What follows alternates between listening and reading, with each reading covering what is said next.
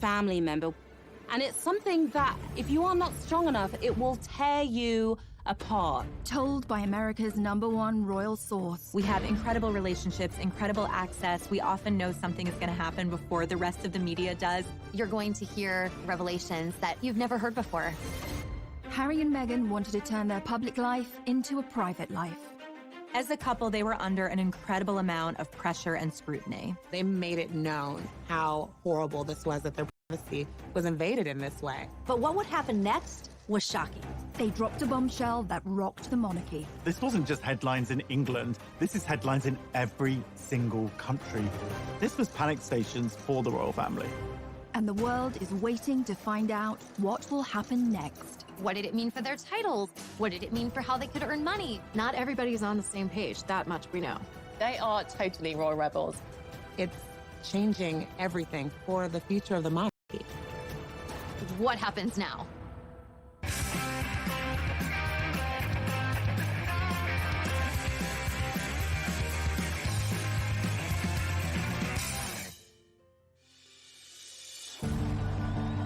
How does a girl born and raised in California end up meeting and marrying a royal prince? It sounds like something out of a straight-to-DVD movie, and at first glance, Meghan and Harry seem like an unlikely match, but they have more in common than you might suppose. We all think we know the Meghan Markle story, but this is who she really is.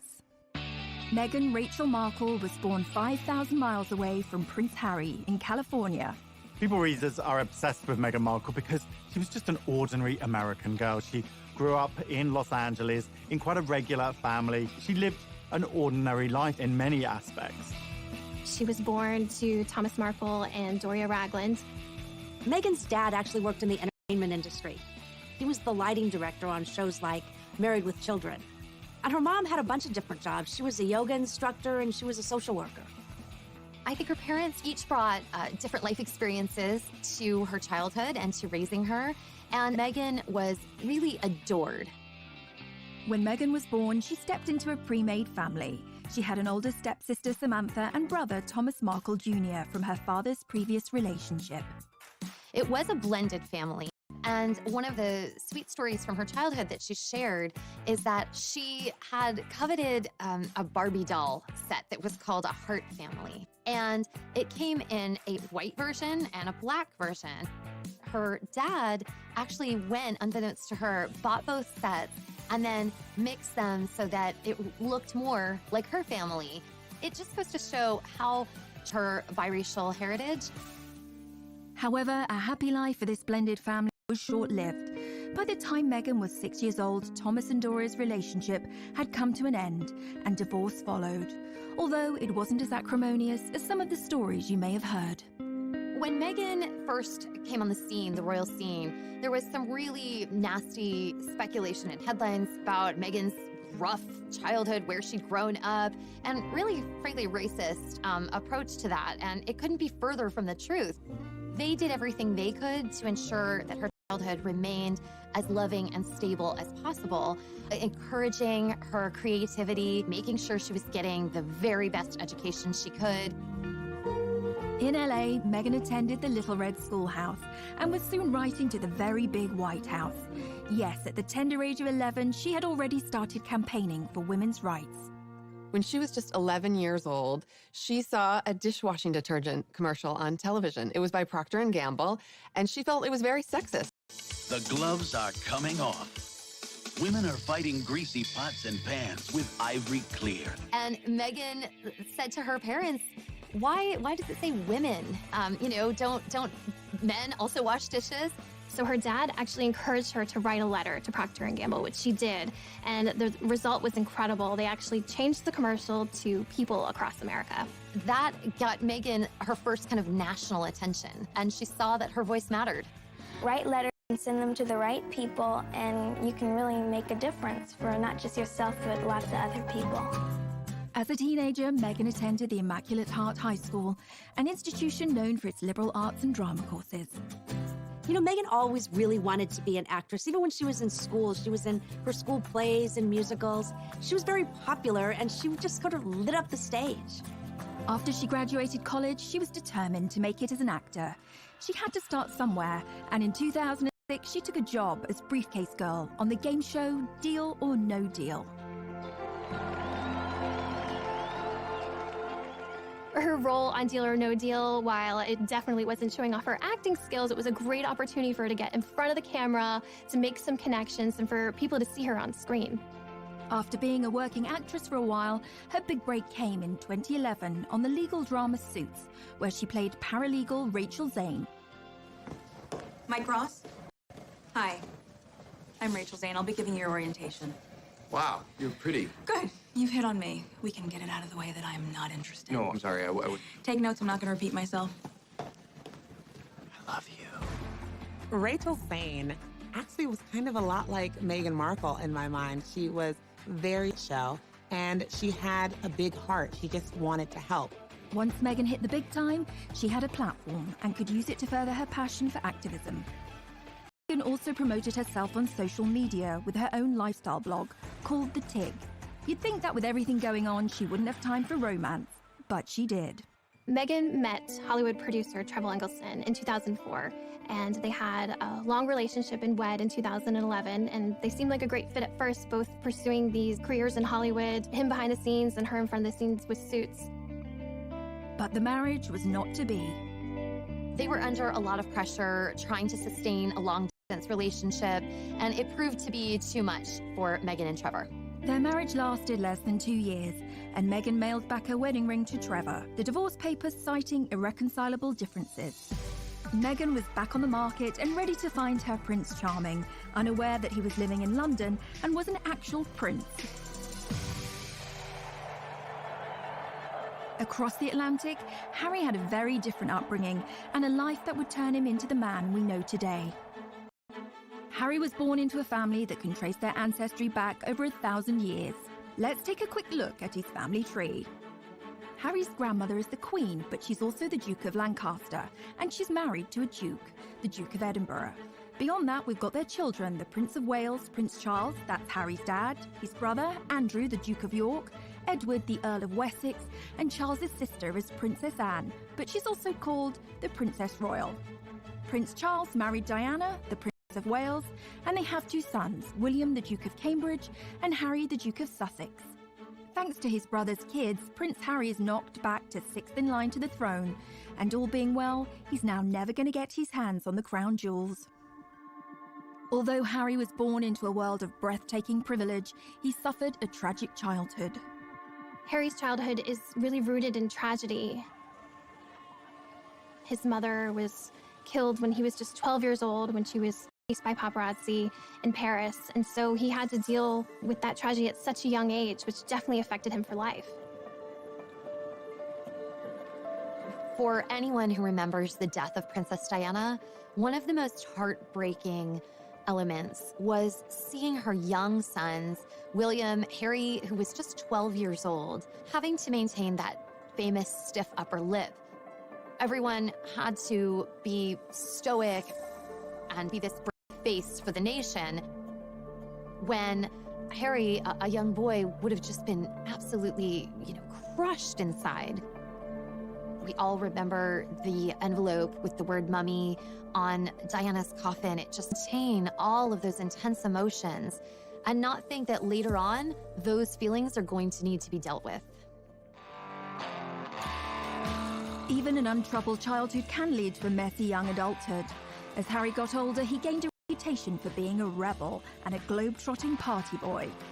Harry's wild years throughout his 20s are well documented, from skirmishes with the paparazzi in public, to a costume party where he came dressed as a Nazi.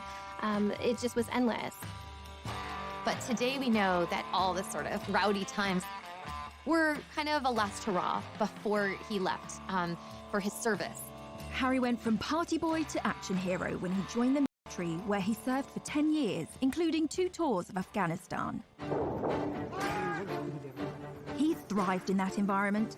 Perhaps it was a relief for him being able to step away from the spotlight. He was a particularly skilled Apache helicopter pilot and gunner, and rose to the rank of captain. During the military, he was able to get out of the public eye. He was able to be one of the guys. And that really allowed him an opportunity to blossom in a way that he hadn't when he felt a little more repressed in the royal family. This is when we really began to see Harry coming into his own.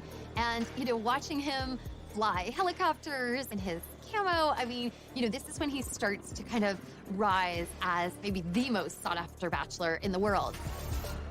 Harry was always a big hit with the ladies, and some of his romantic liaisons have been with businesswoman Chelsea Davy and British model Cressida Davis, who is actually a descendant of King Charles II. Harry certainly had a busy dating life, but once he started dating someone, the whole spotlight of being in the royal family came down on them, and they couldn't handle it. 2 of his biggest relationships ended because the girls couldn't stand being in that media glare. So single again, the most eligible bachelor in the world was looking for love. But going back a little further, what about some of Harry's ancestors and their love lives? The path to royal romance has never been a particularly easy one, unless you were King Henry VIII. He set up his own religion just so he could divorce his first wife. Divorce was strictly forbidden by the Pope in those days, so Hank VIII set up the Church of England in 1534 and made himself the boss. With that technicality out of the way, he went ahead and married 5 more times. But he had 2 of his wives, Anne Boleyn and Catherine Howard, beheaded. In 1937, King Edward VIII married Wallis Simpson, not just a commoner, an American, and if that wasn't bad enough, she was a divorcee. And like Henry VIII, who did what the heck he liked, Eddie's problem was that the Church of England didn't allow people to remarry if their ex-spouses were still alive. This was like to abdicate. That's a lot to give up, especially when Mrs. Simpson was also seeing a married car mechanic called Guy Trundle. I promise you, we're not making this up. But rumours were she'd learned some tricks in a house of ill repute, which sounds thrilling, if rather tiring. If you wish to marry a commoner, you may end up with a morganatic marriage or left-handed marriage. An evenly socially balanced marriage where the royals' titles and privileges don't extend to the spouse or offspring. It's a bit like flying, way easier to downgrade than upgrade. That law got changed for William and Kate, by the way. Now, Princess Margaret discovered that when she fell for Peter Townsend, a married man. Her sister, the Queen, told her she could marry him, but she'd lose all her titles and privileges. She decided to hang on to them and dump him, which feels extremely fierce and badass for 1960. Good choice, Madge. It goes to show that the path to true love is never easy, especially if you are marrying into the royal family, and Meghan would face her own challenges. Coming up. It was a very bold move, him standing up and protecting his girlfriend at the time and saying, I'm not standing for this.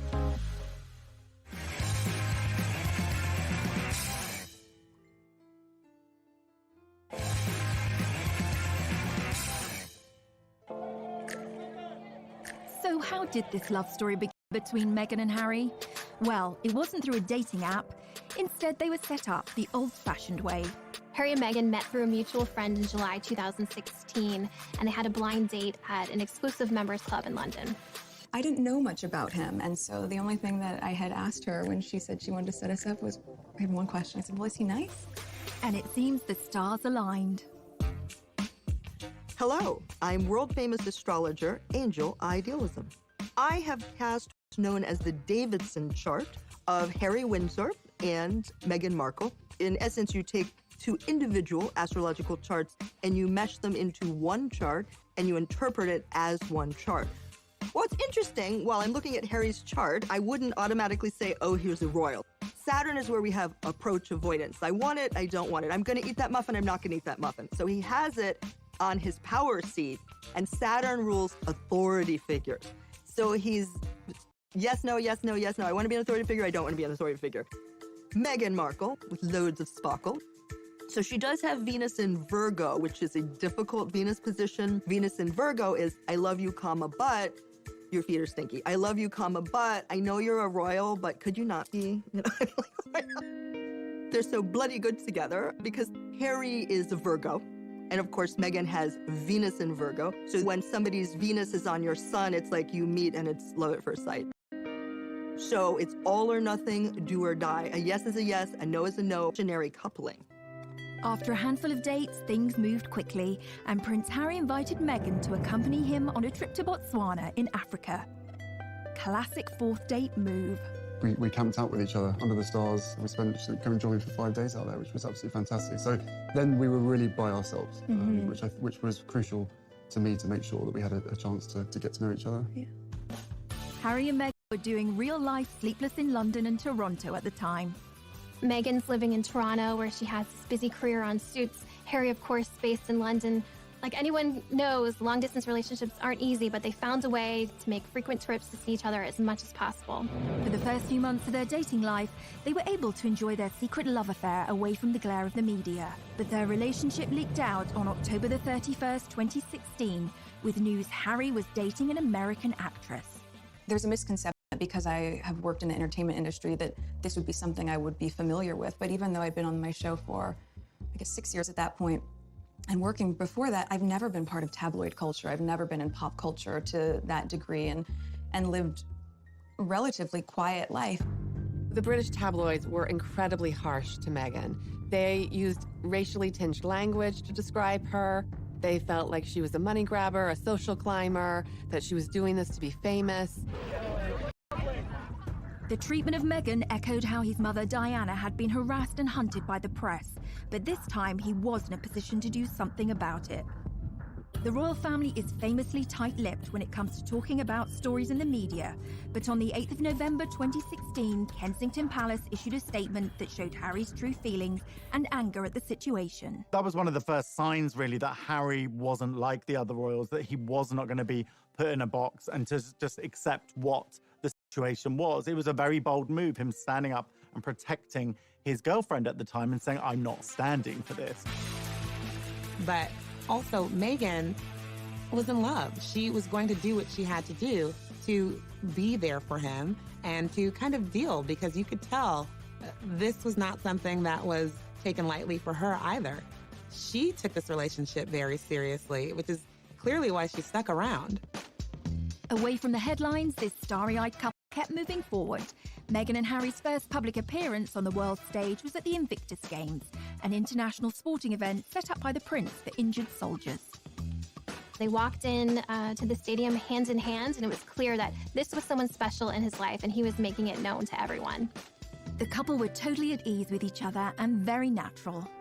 We saw early on just how happy they were together, and part of that was through how they were breaking royal protocol. They would touch hands. We would see a little, made us root for the two of them, that this was going to work. Soon, Meghan started reprioritizing her life. She shut down her social media site, The Tig. She walked away from Hollywood. Which kind of had the hands of the palace saying, okay, if you're going to be a princess, then we need to get all of these things in order. After weeks of anticipation, the world finally got the news they had been waiting for. On November 27th, 2017, Meghan and Harry announced their royal engagement. It was official. The couple, thrilled and happy to be engaged, greeted the media as a united front at the official photo call at Kensington Palace. Was it romantic?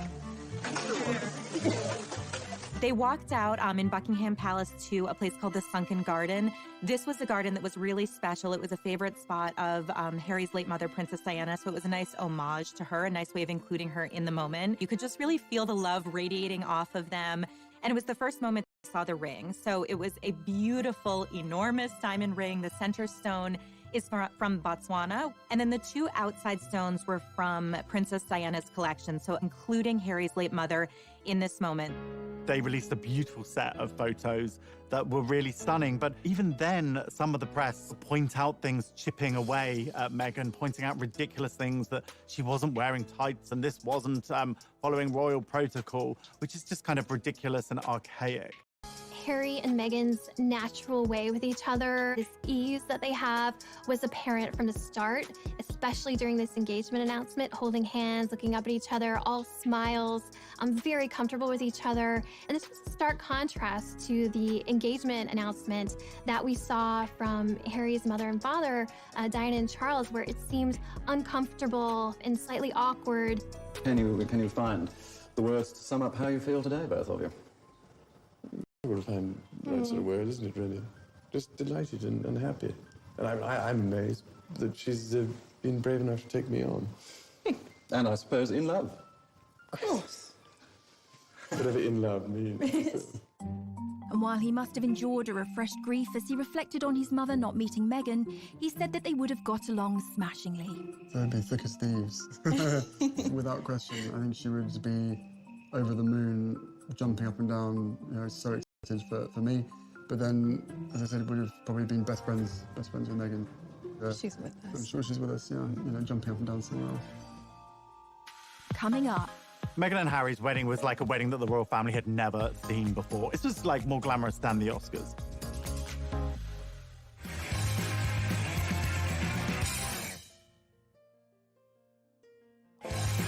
Waiting to find out when Meghan and Harry would be tying the knot. It was finally announced that the couple would get married on May the 19th, 2018. A royal wedding is the ultimate in pomp and pageantry. Royal fans just delight in a royal wedding. I mean, it's the fairy tale. The royal wedding is Cinderella's castle, Prince Charming, all of that rolled up into one. And like so many decisions in this couple's life, they chose a different kind of royal wedding from their predecessors. The average wedding in America these days costs around $35,000, which seems like a lot, and a pretty compelling case for a drive-through off the main drag in Vegas. The most recent royal weddings have become much more fancy schmancy affairs. I mean, maybe not Kim Kardashian fancy, maybe not Elton and David pink champagne and caviar fancy, but in terms of cost, royal weddings win every time. Will and Kate's wedding cost $34 million in 2011. The price went up again for Harry and Meghan's wedding. That cost around $45 million. Sibling rivalry or just a lot of transatlantic flights? One of the most expensive royal weddings ever was in Monaco. Prince Albert II married Charlene Whitstock. That was about $70 million. But have you ever been to Monaco? A cheeseburger is like $40. It's ridiculous.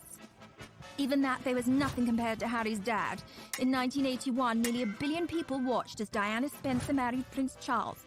And if you adjust for inflation, it cost somewhere between $70 and $110 million.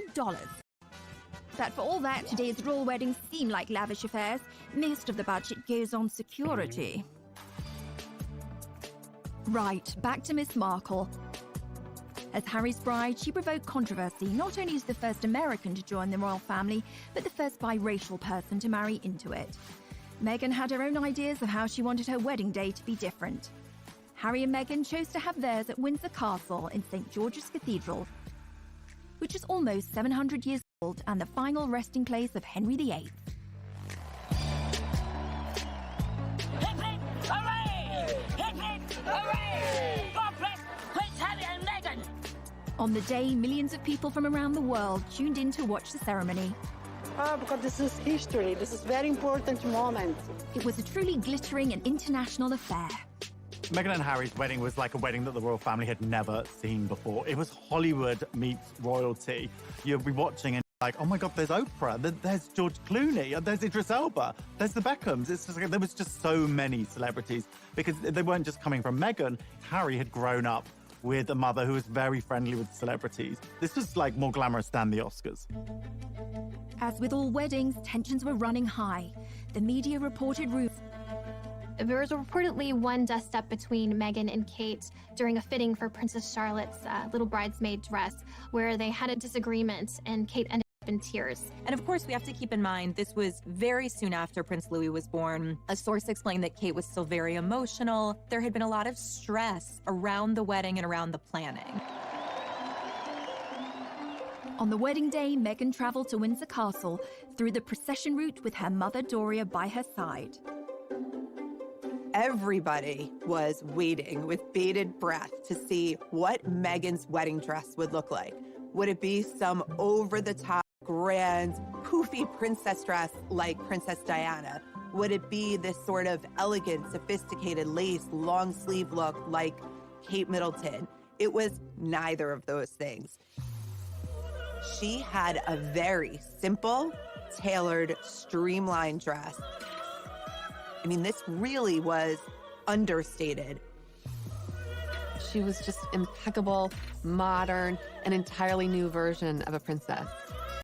Only a few days before, Meghan had been due to walk down the aisle with her father Thomas, but he then announced that he would not be at the ceremony due to his recovery from heart surgery. And of course, the media went to town on the divisions within her family.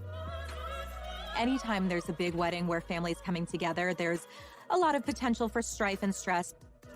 And then came the question, who would walk Meghan down the aisle and what's going to happen now that her father's not there? She made a real groundbreaking move in deciding to walk the first steps by herself, which really showed that this was a strong, independent woman who was making the decision to step into this life on her own. And then she was greeted by her father-in-law, future King of England. Prince Charles stepped in to walk Meghan partially down the aisle. There's no greater compassion and love for a future daughter-in-law than to take her by the hand to lead her to Harry to get married. I think a lot of people, even for those of us at People Magazine on staff watching, felt like, how is she so calm? You know, she was almost preternaturally serene. Later, when I spoke with her friends, they said, that's who Meg is. When she's in the moment, she's really in it. When she's made choices, she believes them 100%. And so there was nothing for her to be nervous about. And I thought that was really extraordinary. As the star-studded congregation looked on, Meghan's pastor, Michael Curry, delivered an impassioned sermon about love. Imagine this tired old world when love is the way, when love is the way. A far cry from the usual stuffy speeches, the ever-observant media caught Kate Middleton giving Push asunder. All was saved when the newlyweds delivered what we had all been waiting for. Meghan and Harry follow in tradition by having their first kiss in public when they step outside of the church. It was really the sort of like big PDA moment between the couple. The crowd went absolutely wild. It felt like it could just be your friend's wedding and they happened to be really in love, but it happened to be something that millions of people were watching. So it was that authenticity and that genuine love that really came across, just as all of their other public moments had brought. That day, the couple received a new title from the Queen, Duke and Duchess of Sussex, and their new life began.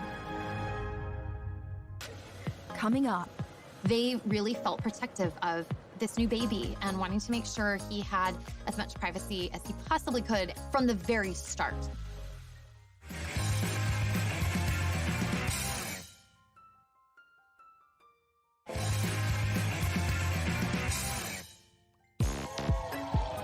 The start of Harry and Meghan's life was exciting, and as newlyweds, they moved into Kensington Palace, right next door to Will and Kate. In the summer of 2018, Meghan and Harry are settling into newlywed life. She's stepped into not only a new family, but a whole new country. So they're just kind of establishing their footing as a married couple. Meghan had done a great job being accepted into the royal family, and even the usually reserved Queen took a shine to her new granddaughter-in-law. The Queen herself wanted to show how much she was eager to welcome Meghan to the royal fold, and she did that by giving Meghan a ticket on board the royal train, which is how the Queen likes to travel. And in fact, you really felt that they had this chemistry between them, and Meghan was bringing new life and new joy to these outings. Meghan and Harry began their royal duties as Duke and Duchess of Sussex. But what exactly is a duchess anyway, and where do they fit into the whole royalty ladder?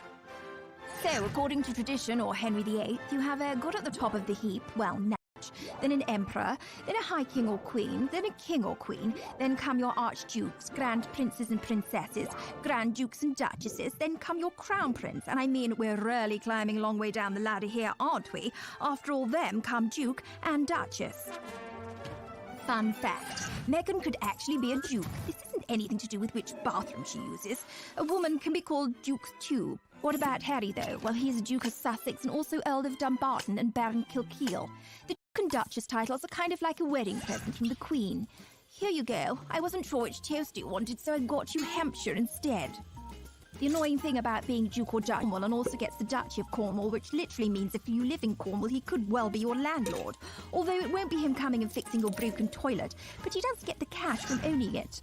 Unlike Cornwall, there's no Duchy of Sussex and therefore no cash. So, they don't get the cash, and guess what else Meghan doesn't have? Legal custody of her son Archie. According to a law from 1717, the Queen actually has governance over all the royal sprogs, including Will and Kate. You might think it doesn't really have any relevance today, but apparently decisions like which members of the royal family are allowed to get on the same plane, yup, the Queen makes that call. Back to the couple's first royal tour of Australia, Tonga and New Zealand. Meghan and Harry were an instant hit with the public. And this is where we get to see Meghan shine. And there were a lot of echoes of Princess Diana in terms of her really bonding with people, with children, with a lot of the locals, giving speeches, which is something we hadn't seen Kate do before with such ease. Meghan was compared to Diana in another way, as a world fashion icon. Diana led the way in setting trends in the world of fashion. Back in the 80s, everybody wanted the Diana cut, and she occupied a fashion arena that included Audrey Hepburn, Jackie Kennedy, and some of the other most stylish women in history. When Princess Diana was alive, she was, without a doubt, one of the most photographed women in the world. Diana brought an innate glamour and this beauty to the royal family. It took them from royals to pretty much celebrities, all because of her and just this endless interest and curiosity in all things Diana. In 2019, Meghan was named the most powerful fashion icon, and the term the Meghan effect was coined. Like most people, I love Meghan Markle's style. We like to say at People that everything Meghan touches turns to sold.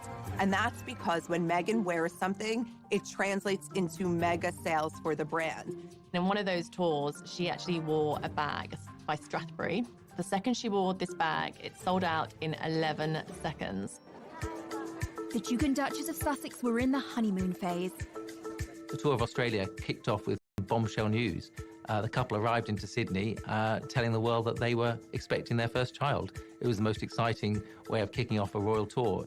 This is a moment that the public, the entire world was excited about. Anytime there's a royal wedding, you wait for the announcement about the royal baby.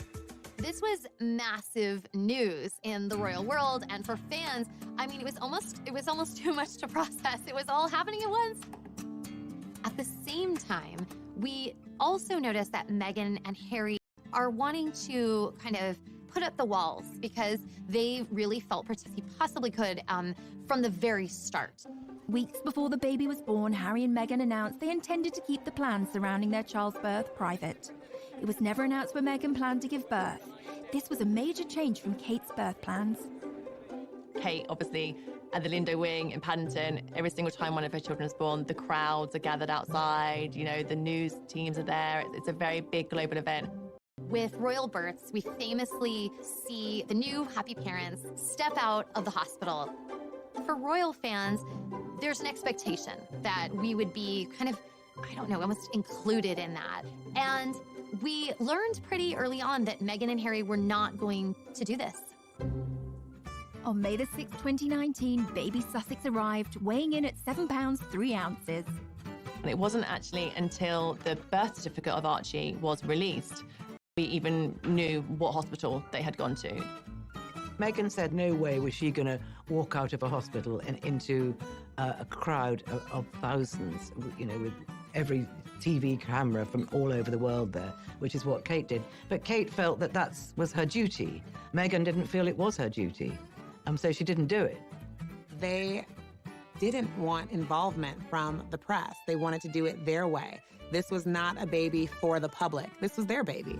The birth of a newly born royal prince on this, St. George's Day, AD 2018.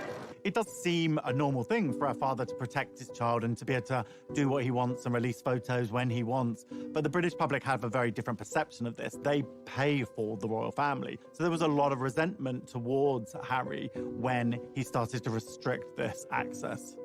I think the christening marked a bit of a turning point where it was, no, this is a private event. We're not going to bring, you know, cameras in. We're not going to release dozens of photos. That was a shift that a lot of people had to get used to. Meghan, Harry and baby Archie then moved away from Kensington Palace to Frogmore Cottage in Windsor. Well, Harry said that he felt like a prisoner in Kensington Palace. He couldn't wait to get out of there. The Queen offered them Frogmore Cottage, but it was in a very dilapidated state. And unfortunately for Harry and Meghan, the bill fell on the taxpayer, and it was £2.4 million. And that caused a lot of bad feeling as well. The public started to feel like this quid pro quo was off kilter. Like, well, you know, if we're helping pay for, I don't know, your new kitchen, we should get to see, you know, Archie on his special day.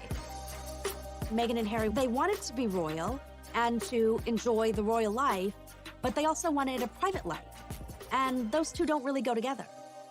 I think like that.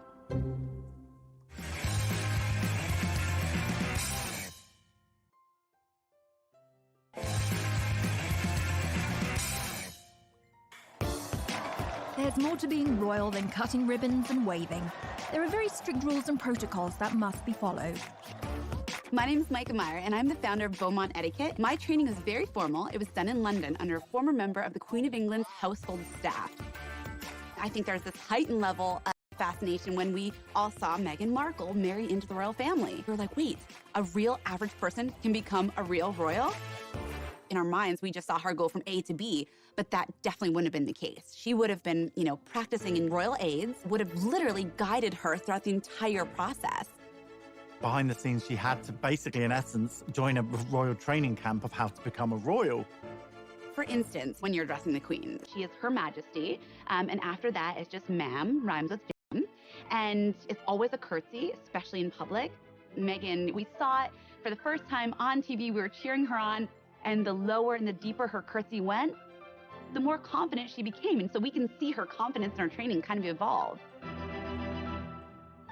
A lot of etiquette around the royal wife, and we actually see how she starts on that day that she was first engaged, and, you know, she's waving and very excited.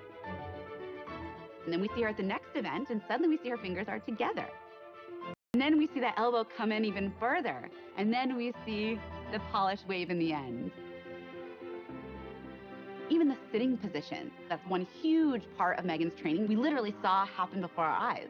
We see the old Meghan, and she would have one leg crossed over the other and her ankle kind of out and you know, flapping about in a very casual way, which is very comfortable. As she becomes a royal, we see her training go into effect. That first big event where she's sitting next to the Queen, she's using this new technique. She has one over the other, pointing forward, and it's so tight. It's almost like there's a rubber band from her knees to her ankles. And if you tried to slip a little credit card in between her legs, good luck. You wouldn't have gotten it through.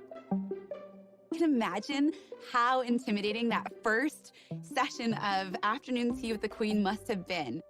Holding a teacup is actually even harder than it looks. You actually pinch your fingers together through the teacup, and then you use your middle finger underneath it.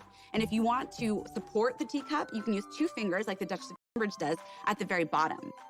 Knowing what she went through, how fast she went through that training, that's not typical for a royal. And she really did a good job. But Meghan hasn't always been so obedient, and when she started tearing up the royal rulebook, her newly universal adoration and shine began to fade. One of the ways that we see Meghan and Harry start to bend some rules. Unlike previous royal princesses' involvement with Vogue, Meghan didn't just pose for the magazine. In fact, she didn't put herself on the cover. She celebrated women around the world who are doing extraordinary things. It was called Forces for Change, and it included interviews with everyone from Jane Fonda to Greta Thunberg. It was the first time that a member of the British royal family has done anything like that. This move was seen as too political by some critics, who saw this as kind of an inappropriate royal role for her and not what we had been used to seeing. There's an interview between Meghan and Michelle Obama, and Michelle Obama gives her some advice about how to handle fame and the royal family. Usually, you don't get outside advice. The palace is what gives you the guidance that you need to go forward. That didn't really go over well with some people. Yet again, Meghan was feeling the backlash from the world around her. Humans fear change, and in this situation, there was a lot of change going on. The aristocracy and the monarchy is a stuffy institution.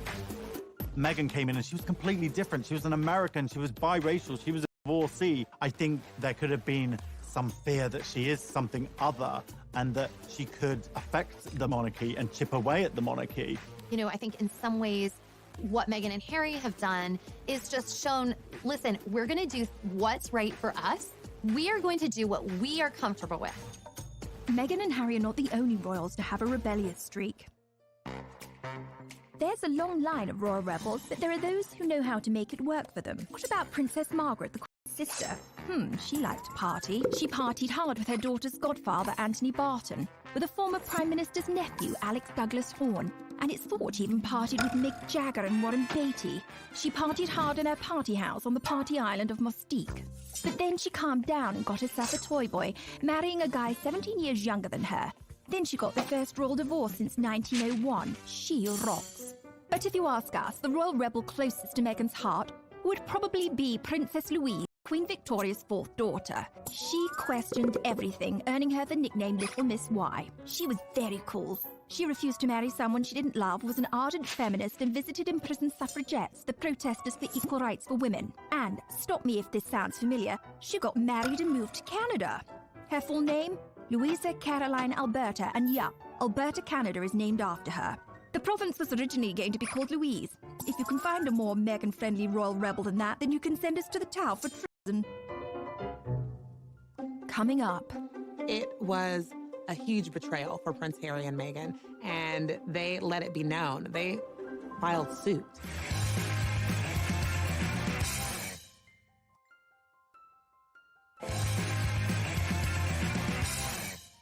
A valuable asset or your worst enemy, and Prince Harry and Meghan have maintained a love-hate relationship with them. There have been times when the royals have welcomed the press in terms of trying to get their messages out. And this can be anything from, obviously, the Royal Rota, which is the established UK press corps, attending their engagements, which are to benefit charity, to shine a light on good causes. And that's the time when they really embrace the press. Even Harry's mother, Diana, used the media to her advantage. Princess Diana famously used back channels to set up an interview with the BBC's Martin Bashir on the show Panorama. And she did that because she felt that she could not make her side of the story heard. When no one listens to you, or you feel no one's listening to you, all sorts of things start to happen. For instance, you have so much pain inside yourself that you try and hurt yourself on the outside because you want help, but it's the wrong help you're asking for. People see it as crying wolf or attention seeking, and they think because you're in the media all the time, you've got enough attention, inverted commas. But I was actually crying out because I wanted to get better. We have never seen any royal open up the way Diana did, the way she bared her innermost thoughts and feelings. But unlike Diana, Meghan was too new to royal life to start airing her grievances publicly. But her friends would rally to the cause. In an exclusive interview with People magazine, Meghan's inner circle opened up about the Duchess's private life and her struggles with the UK tabloids. In February of 2019, Meghan's inner circle of friends felt that they could no longer remain silent while what they saw as global bullying of Meghan was unfolding. They wanted to speak out, and they came to People magazine to do that. What I heard from them was that nobody celebrates your wins bigger than Meghan. And by the same token, when you're struggling, Meghan is there with a box of Kleenex and a bottle of wine, anything she can do to comfort and support you. And, they talked about another misconception that Meghan is so high maintenance. There was a report that Meghan wanted the church sprayed the specific scent, and it was sort of diva moment. And the friend said, Meghan is so religious, she would never, ever disrespect a holy place like St. George's Chapel at Windsor Castle, and that's a contradiction to who she is. I came away feeling like my friendships are really inferior to Meghan's, because these women, they felt so loved by her and supported in a way I had really never seen before. Meghan got a little help from her friends, but it was short-lived. Later that month, the Daily Mail ran an article that for Meghan and Harry crossed the line. There was a major issue with the Mail on Sunday that published a letter, a private letter, on Harry and Meghan, and they let it be known. They filed suit. She obviously feels like it's a copyright issue that they went ahead and posted that letter without her permission. The action was accompanied by a scathing statement from Prince Harry denouncing the media's bullying of his wife. This clearly goes back to his anger and his hurt at how his mother was treated. Days later, Prince Harry sued the owners of The Sun and Daily Mirror for allegedly hacking his voicemails. They're both very much taking a stand against the UK press, against the tabloid intrusion that they feel has completely compromised their ability to have a private life. So who are the tabloids? If you're even slightly famous and you're in Europe, the chances are, whatever you're doing, someone is going to be taking a photograph of you. They're pretty aggressive with how they get their scoops. A famous scandal was Squidgygate. A British newspaper got hold of a recording of Princess Diana and a close friend, James Gilby, speaking on the phone. In the calls, Gilby calls Diana either Squidge or Squidgy 53 times. Try calling me that once, I dare you. There's always been a degree of push and pull with the press. Let's not forget the British royal family is paid for British people. They help fund their lavish lifestyle. So what the royals get up to is very much in the public interest. Now, poor Meghan has felt the sharp end, and the coverage of her life in Kate Middleton's is astonishing. For Kate, not long to go, pregnant Kate tenderly cradles her baby bump. For Meghan, why can't Meghan Markle keep her hands off her bump? Is it pride, vanity, acting, or a new age bonding technique? For Kate, Kate's morning sickness cure, Prince William gifted with an avocado for pregnant Duchess. For Meghan Markle's beloved avocado linked to human rights abuse and drought. One thing's for sure, pics of the royal family mean cash, so watch out for that long lens, Meghan and Harry. Coming up. People were saying, is this going to work out? Are they going to be able to stick this out? Because it's not looking good.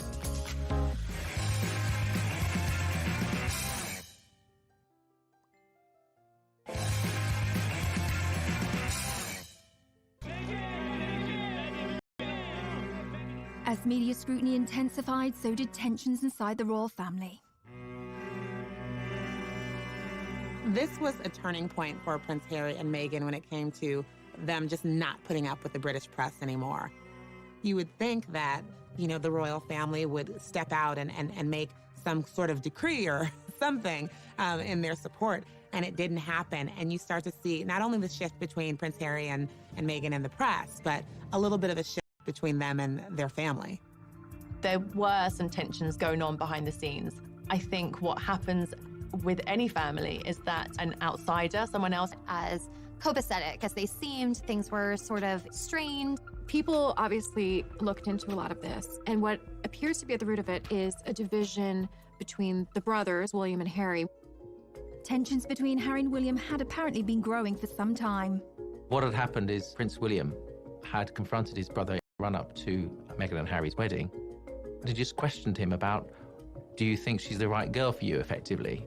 Is she the right person for this job? That went down badly with Harry. We understand was obviously quite angry. Harry never forgot that. That started a rift that had only deepened. They were never able to really heal from that initial disagreement. Harry and William have always had a particularly unique bond as siblings. Let's explore the brothers' relationship a little bit deeper. William and Harry were born just over 2 years apart. They were close as children, and as they grew up in a family where roles and status mean everything, it was inevitably going to put a strain on even the tightest brotherly relationship. In royal circles, children are often referred to as the heir and the spare. The eldest is destined to be king, while the younger one can end up feeling a little redundant. For William to take a leap like Harry's would be almost unthinkable. He has a lot of skin in the game. He's going to be the freaking king after all. But the pressure on him to stay would be impossible to resist. Harry, by contrast, as the spare, has a little more wiggle room. One thing's for sure, they're both dealing with massive adjustments to their lives, so it's anyone's guess what the brothers' relationship will look like moving forward. Meanwhile, Kate and Meghan were dealing with their own issues. I think we all wanted Meghan and Kate to be best friends because we love Kate and we love Meghan, and it was, okay, now we have two of them. But they're so different. They grew up completely different, and they have different roles now. So when they didn't really seem to become best friends, people started thinking that they were frenemies. And the tabloids went crazy, setting them up against each other. Any new mom can understand the value of calling a girlfriend and having someone over to help you out and figure out this new role as a mother. And Meghan was very isolated. She was starting anew without the support system that most of us have when we enter this new chapter of our lives. So you had Meghan having trouble settling into royal life. Kate is not able to necessarily be that support. And Harry and William not talking very much anymore. So the two couples became estranged. It was on a tour to South Africa that Harry and Meghan seemed to finally reach a breaking point. When they were in South Africa, they recorded a documentary with ITV, and it was really the most personal we've ever seen Harry and Meghan be. They had a film crew following them, and this really was the first time that there honest about how they felt. They did an interview with Tom Bradby, who is a TV for Harry, and he interviewed them, and Harry was amazingly open. You're living in this goldfish bowl, the interest is huge, the pressure is great. I mean, do you want to talk me through the last year and where you're at? Look, part of this job and part of any job, like everybody, means putting on a brave face and turning a cheek to a lot of the stuff. But again, for me and for my wife, you know, of course there's a lot of stuff that hurts. They felt that they were in isolation, and they also felt that they had no support when it came to all these things that they were uniquely dealing with. Another huge moment in that documentary was where Meghan spoke out about how she was feeling. You could tell that she had been struggling in her role as a new royal and as a new mom. It's obviously an area one has to tiptoe into very gently, but I don't know what the impact on your physical and mental health or pressure that you clearly feel under. I would say, look, any woman, especially when they're pregnant, you're really vulnerable. You add this on top of just trying to be a new mom or trying to be a newlywed. It's, and also thank you for asking, because not many people have asked if I'm okay, but it's a very real thing to be going through behind the scenes. I think Meghan was really sending a message direct to camera saying, I need help here. This is a difficult situation. When she says not a lot of people have asked if I'm okay, she's not really referring to the public or fans who support her. She didn't feel members of the royal family had asked if she was okay. People were saying, is this going to work out? Are they going to be able to stick this out? Because it's not looking good. The Sussexes were looking for a happy and authentic life and needed to find a solution, however drastic. Coming up. When Harry and Meghan made this announcement, the world was stunned.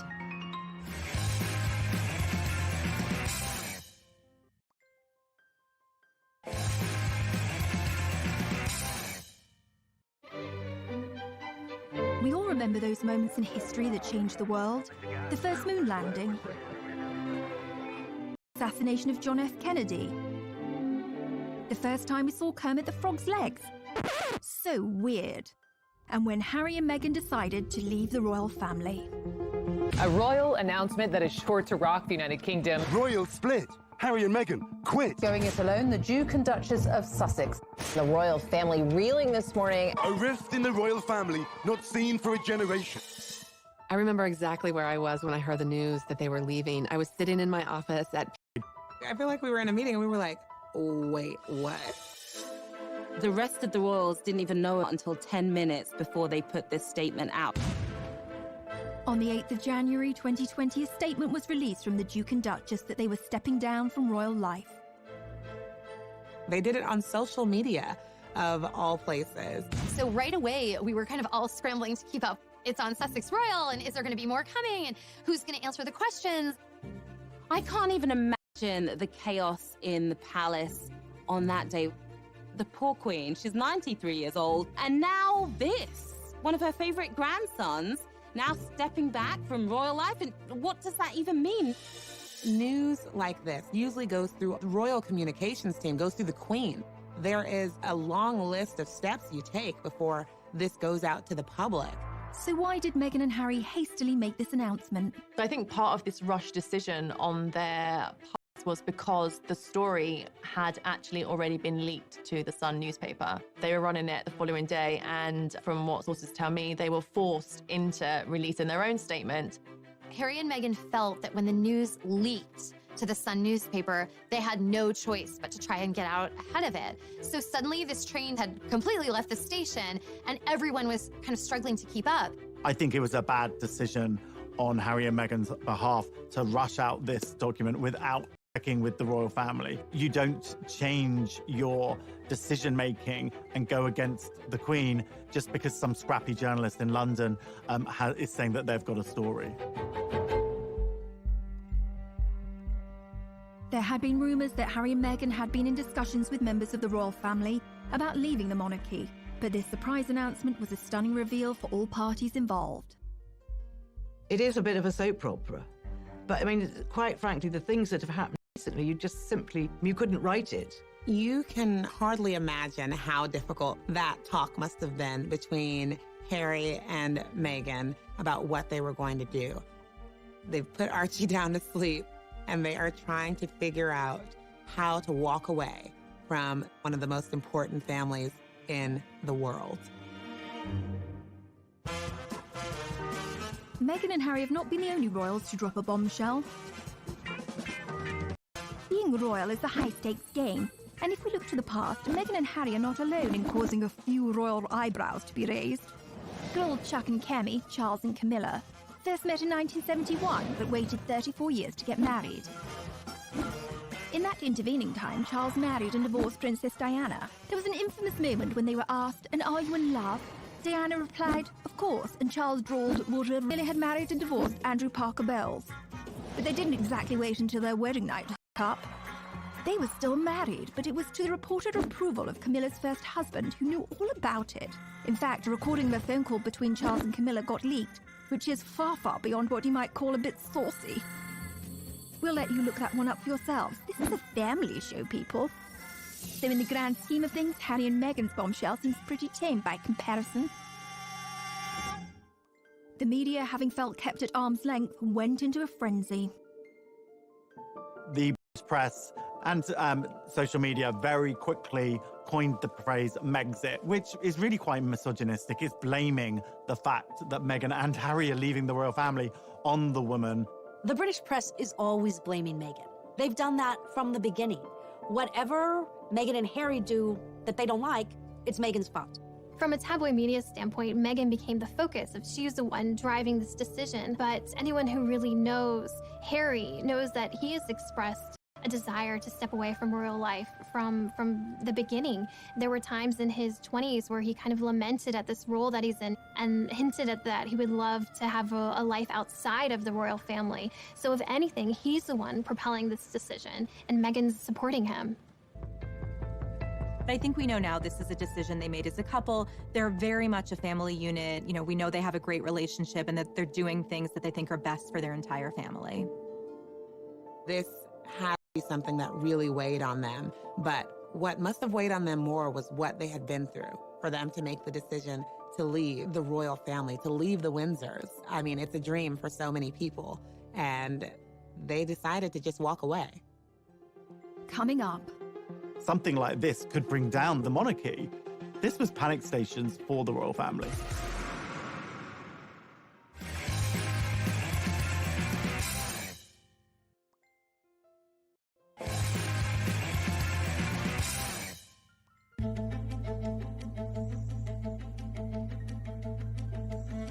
After the bombshell was dropped, all royal parties had to scramble to determine what would happen next. Something like this could bring down the monarchy. This was panic stations for the royal family. Buckingham Palace did release a statement, and I think this was a big shock to the world. It was obvious from that statement that they weren't on the same page. Discussions are still ongoing. We know they are expressing an interest to do this, but all the details haven't been worked out yet. The thing is, you don't announce the plan until you know what the plan is, right? They did things back to front. By now, Meghan had already gone to Canada. A 93-year-old Queen Elizabeth had to spring into action and implement damage control. He said that they were going to have a summit at Sandringham. She had Charles and William and Harry all meet her there, and then they sat down to talk it out. The pressure on the Queen here is immense. The Queen was on her back foot. She is under pressure to be the leader and to have an answer and to have a path forward, and the clock is ticking. Within days, on January the 13th, 2020, the Queen publicly announced a declaration of her blessing for the couple. 5 days later, the Queen released a statement that was really in support of Harry and Meghan's decision, and this was one of the most emotional statements we had ever seen from the Queen. Since the death of Princess Diana, she used terms like my grandson, my family. We're not used to seeing those sort of terms of endearment coming from the Queen. She loves Harry. She wanted to make sure that Meghan and Harry felt that they had her backing. But that also helped kind of put a lid on any other gossip and drama that would immediately come out in those first few days. This is unprecedented. There were so many details to work out, so many questions. Where are they going to live? What will their titles be? Everyone wants to know how they will actually go about charting out this new life and where the money's going to come from. What are they going to do? But how do the royals make their money? Yes, let's talk about money. I'm Haley Sachs, and I'm a financial pop star. The royals make their money 3 different ways: through inheritances, sovereign grants, and also through duchies. The sovereign grant is taxpayer money. So if you're watching this and you live in Britain, I'm sorry, because you paid Meghan and Harry $130K last year just to leave your country. So yeah, you can cry about that. Basically what the duchies are is like Prince Charles is a landlord. He's inherited these properties. They're all our properties, and he's making money on them because people live there, they visit, and he's pocketing the cash. Prince Charles, he gives some of that money to his sons. The Sussexes can credit 95% of their income just to Prince Harry having a rich dad. So yes, Harry has a rich dad, but he also had a rich mom. Diana didn't come from nothing. Like, she walked into the royal family with her own fat wallet. When she died, she left Prince Harry $10 million. Even though the couple quit being royals, these two are media starlets. They're not looking just for money. Really, what they're searching for with this exit is impact. Show for the British public that all is fine here, everything is good, the show will go on, the monarchy is solid.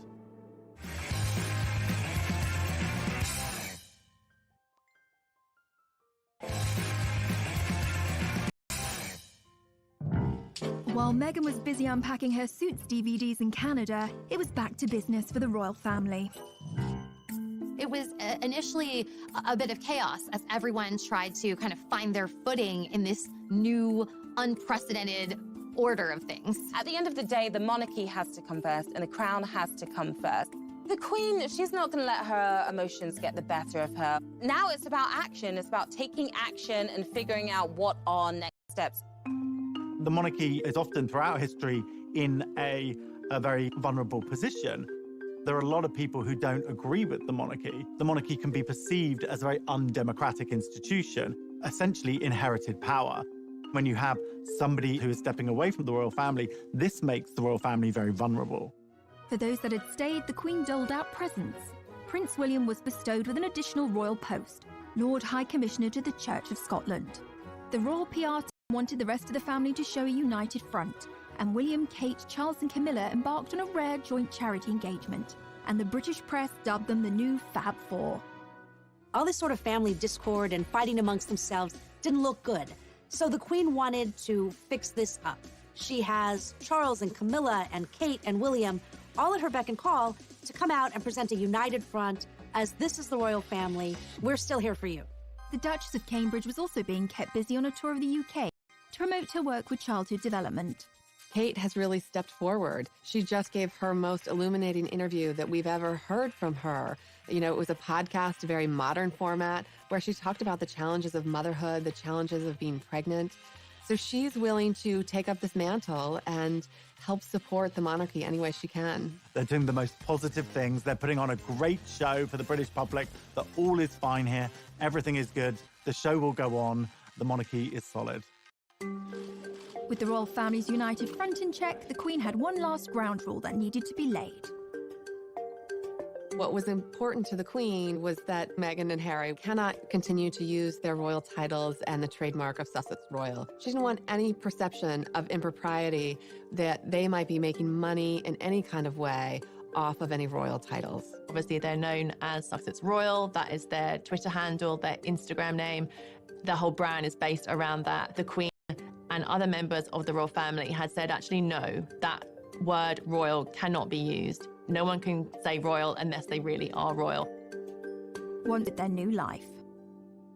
One of the things that was just so exciting to see was how they took this bold step themselves. It was world-shattering news. It made headlines the world over. Was it perfect? No. But when you kind of take control and find your voice and realize, I can make this path forward, Really inspiring thing to see. During Harry's final few days in the UK, he delivered an emotional exit speech at a charity dinner in London. It brings me great sadness that it has come to this. There really was no other option. It has been our privilege to serve you, and we will continue to lead a life of service.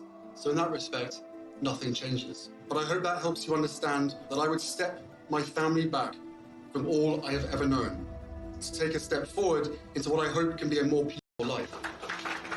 It's a tough situation, particularly for Prince Harry, because this is his family. These are the people who have loved him and raised him and who he has grown up with his whole life. We've all been in family situations that can be complicated, but they're always a part of who we are. So I think the goal for them is to still have warm relations. I think Harry and William still want to reforge their bond, but it's going to look very different than anything we've ever seen before. The rest of the world had their own reactions in the aftermath of the Sussex's bombshell announcement. While Harry filled a suitcase with a gold toothbrush, some monogrammed socks, and a copy of How to Succeed in Business, support was flooding in from celebrity friends and admirers. Bette Midler hoped Meghan would bankrupt them all, although I don't quite see how she'd manage that. Oprah Winfrey said she supports them 1,000%. And Jack Osborne observed, "Listen, Prince Harry, if I can survive my family, you can survive yours." And Meghan's friend Jessica Mulroney, who previously had the sweetest babysitting gig imaginable looking after Archie, called out critics of Meghan as racist bullies and posted this quote on Instagram after the news. "A strong woman looks a challenge in the eye and gives it a wink. Wink hard, Meghan." Coming up, how is the next chapter going to unfold? The world is their oyster right now. They can pretty much do anything that they want.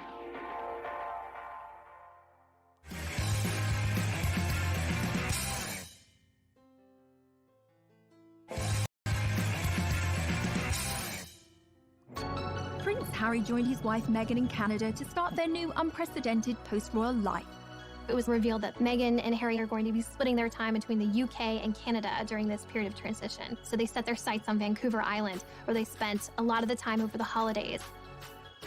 Life in Canada was pretty peaceful for the most part compared to living in London. They were in a friend's $14 million mansion in Vancouver Island, taking a lot of walks with Archie, spending a lot of family time together. Meghan's very familiar with, she used to film in Toronto, but I think it's a place that she felt safe. This wasn't the spotlight of London, and they just needed somewhere calming, somewhere that they could get their thoughts together and really also heal their mental health, I think. So what are the predictions for the couple's next steps?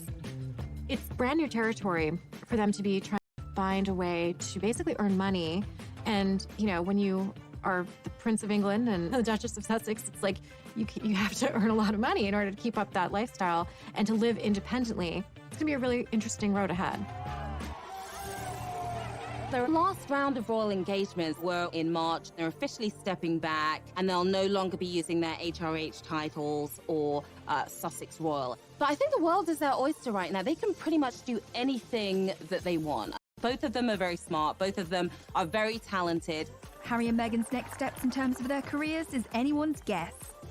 Who knows whether we might see a Meghan Markle clothing range for one of her women empowerment charities.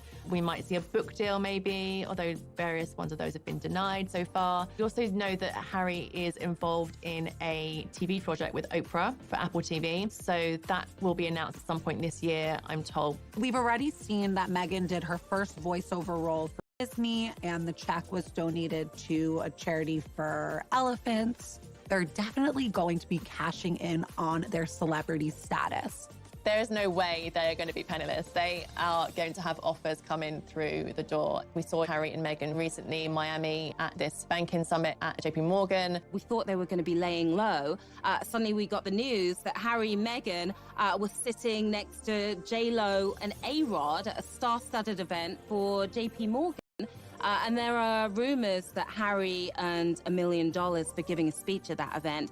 It's not a bad paycheck at all, especially for your first time outside of the royal family. People are going to be offering them deals left, right, and center, but they still have to have composure and remember where they came from, because ultimately they don't want to disrespect the monarchy.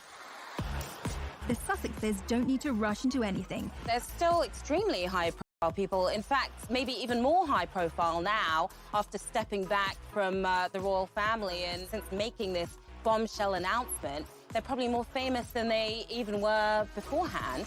What do the inner circle of Harry and Meghan's world think of this? Since Meghan and Harry have stepped away from their role as senior members of the royal family, what we are seeing is a completely new chapter, and really, as one source told us, uncharted. Her family first. She's going to put her son first. Her life as a mom is so important to her. And if everyone is chattering around her about, but what about this? But she shouldn't have said that. She shouldn't be here. She shouldn't be there. That's something she's going to push out of her mind. I think an important thing to understand is that Meghan and Harry don't feel beholden to some of the rules that would govern William and Kate, who are in line to be future king and queen. We were told by a friend of Harry's that Harry the royal and Harry the person are two very different figures. And Harry the person wants to thrive. And I think that Meghan's friends and Harry's are completely supportive and thrilled for them because she saw a dishwashing detergent commercial on television. It was by Procter & Gamble, and she felt it was very sexist. The gloves are coming off. Women are fighting greasy pots and pans with Ivory Clear. And Meghan said to her parents, why does it say women? Don't men also wash dishes? So her dad actually encouraged her to write a letter to Procter & Gamble, which she did. And the result was incredible. They actually changed the commercial to people across America. That got Meghan her first kind of national attention. And she saw that her voice mattered. Write letters and send them to the right people, and you can really make a difference for not just yourself, but lots of other people. As a teenager, Meghan attended the Immaculate Heart High School, an institution known for its liberal arts and drama courses. Meghan always really wanted to be an actress. Even when she was in school, she was in her school plays and musicals. She was very popular, and she just sort of lit up the stage. After she graduated college, she was determined to make it as an actor. She had to start somewhere, and in 2006, she took a job as briefcase girl on the game show Deal or No Deal.